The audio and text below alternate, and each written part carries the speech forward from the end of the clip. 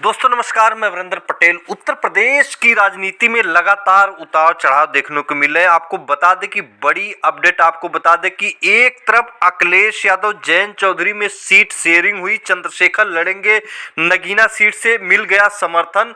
लेकिन दूसरी तरफ बीजेपी के लिए जो सेंटिमेंट जो कि दिक्कत पैदा हो रहा है वो बहन कुमारी मायावती जी।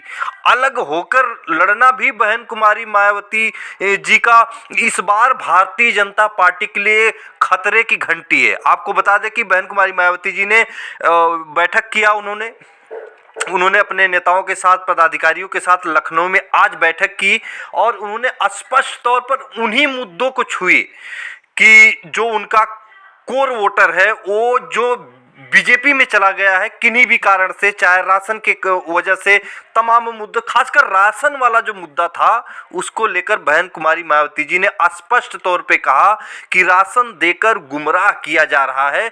उन वोटरों को अपनी तरफ खींचने के लिए अपने पदाधिकारियों, कार्यकर्ताओं को पूरी तरह से संलग्न और मेहनत करने का अपील बहन कुमारी मायावती जी ने किया। अब दूसरी तरफ मैं आपको बता दूं कि जब वो वोटर जो है कि खिसक कर बहुजन समाज पार्टी में एक तरफ आएगा, जो राशन पैटर्न वाला वोट है, इसके बाद आपको बता दें कि तिकड़ी जो है उत्तर प्रदेश में, पूरे उत्तर प्रदेश की 80 लोकसभा सीटों पर अखिलेश यादव के साथ जो कि चंद्रशेखर आजाद रहेंगे।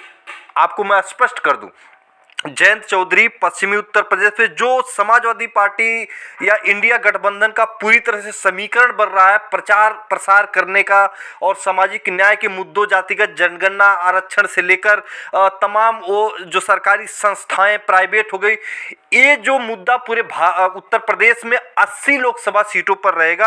अब मैं आपको बता दूं कि अखिलेश यादव की स्ट्रेटजी इस तरह से बताई जा रही सूत्रों के हवाले से कि अखिलेश यादव के साथ चंद्रशेखर आजाद 80 के 80 लोकसभा सीटों पर मौजूद रहेंगे। और साथ में आपको बता दें कि 80 के 80 लोकसभा सीटों पर एक तरफ पल्लवी पटेल की मां कृष्णा पटेल और पल्लवी पटेल साथ में रहेंगी, दूसरी तरफ जो कि महान दल के केशव देव मौर्य और संजय चौहान, ये हर एक 80 के 80 लोकसभा सीटों पर मौजूद रहेंगे। जैन चौधरी के साथ जो स्ट्रेटजी है, जो जाटलैंड है, जो पश्चिमी उत्तर प्रदेश है, वो वहां तक मौजूद रहेंगे। इस तरह की एक स्ट्रेटजी बनाई जा रही है और जातीय जनगणना, आरक्षण के मुद्दों से लेकर सरकारी संस्थाओं को जो प्राइवेट कर दिया गया, इस तरह की पूरी चर्चा और किसानों को मुद्दे और तमाम उन मुद्दों को लेकर जो है कि फायर नजर आते हुए ये सारे समीकरण तैयार किए जा रहे हैं।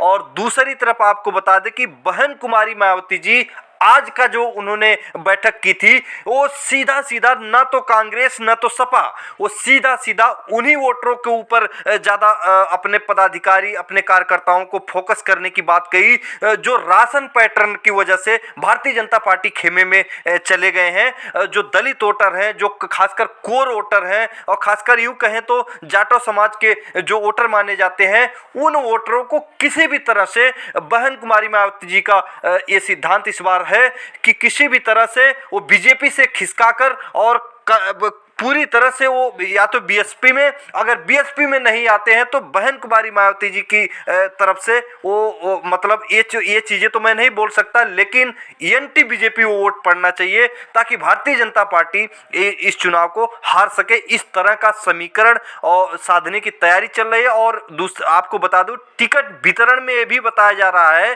कि बहन कुमारी मायावती जी बीजेपी का खेल खराब करने के लिए टिकट वितरण कर सकती हैं। ऐसी भी कुछ चीजें चल रही हैं। अब गठबंधन को लेकर आगे क्या होगा, क्या बहन कुमारी मायावती जी आएंगी? अखिलेश यादव ने आह्वान तो कर दिए हैं कि जितनी भी पार्टियां हैं दिल बड़ा करके वो आने का जो कि न्योता जो स्वीकार करें, तो तमाम वो चीज़ें हैं भारतीय जनता पार्टी के लिए परेशानी का सबक है। अभी चुनाव की घोषणा हुई नहीं है, आचार संहिता लगने के बाद खेल पलट भी सकता है, बहन कुमारी मायावती जी आ भी सकती हैं। तो इस तरह का जो स्ट्रेटजी तैयार की जा रही है, इससे भारतीय जनता पार्टी खेमे में बिल्कुल बेचैनी है। 22 तारीख के बाद कोई टीवी अखबार राम मंदिर के मुद्दे को लगातार नहीं दिखाएगा। फिर भारतीय जनता पार्टी किस मुद्दे मुद्दों को लेकर राममय करने की तैयारी करेगी, क्योंकि आपको बता दें कि बहुजनों की संख्या कम से कम 85% है। उन 85% को 10 दिन में राममय आप करके और आरक्षण, जातिगत जनगणना, सरकारी संस्थाएं, सामाजिक न्याय के मुद्दों से भटकाना इस बार बहुत मुश्किल लगता है। चंद्रशेखर आजाद हर मंच से ललकारेंगे, अखिलेश यादव के साथ रहेंगे और दलित समाज में एक अलग मैसेज डालेंगे। तो ये कहीं ना कहीं जो संविधान, आरक्षण, जातिगत जनगणना, उन मुद्दों को मानने वाले लोग हैं जो ओबीसी, एससी, एसटी के, निश्चित तौर पर ये जो नेता जब जाके अब पूरा प्रलाप करेंगे, पूरी वार्ता को रखेंगे, समीकरण को रखेंगे, निश्चित तौर पर इंडिया गठबंधन की तरफ राजनीतिक पंडितों का मानना है इस बार एक मुश्त जो है कि मुस्लिम, ओबीसी, एससी, एसटी एक मुश्त होकर इंडिया गठबंधन की तरफ जो कि वोट मारेगा। और भारतीय जनता पार्टी के लिए इस बार कुछ भी बचने का उत्तर प्रदेश में मेरे हिसाब से नहीं है। फिर मिलेंगे अगली वीडियो, तब तक के लिए नमस्कार।